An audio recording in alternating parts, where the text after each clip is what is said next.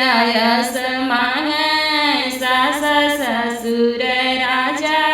दशरथ ससुर आजा दशरथ हो रामा मांगै कौशल्यायस सास ससुर राजा दशरथ ससुर राजा दशरथ रामा तिसरा मांगन सीता मांगै मांगत बीरी सुमिरै मांगत बीरी सुमिरै हो रामा मांगै सुभद्रा जैसा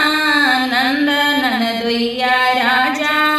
अर्जुन नंदोइया राजा अर्जुन हो रामा मांगै सुभद्रा जैसी ननद नंदोइया राजा अर्जुन नंदोइया राजा अर्जुन हो रामा चौथा मांगन सीता मांगै मांगत बीरी सुमिरै मांगत बीरी सुमिरै हो रामा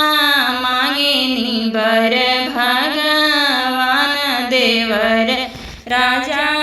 लक्ष्मण देवर राजा लक्ष्मण हो रामा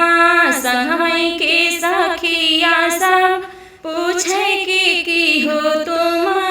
कौन तप हो रामा संगमै का सखिया सब पूछै की सीता करू कौन तप हो सीता पाऊ है बर भगवान देवर राजा लक्ष्मण देवर राजा लक्ष्मण हो सखिया व्रत में रहूँ अतवार नमक नहीं खाई नमक नहीं खाई न हो बहिना इतना कठोर तप करूँ तब पाऊँ भगवान देवर राजा लक्ष्मण देवर राजा लक्ष्मण हो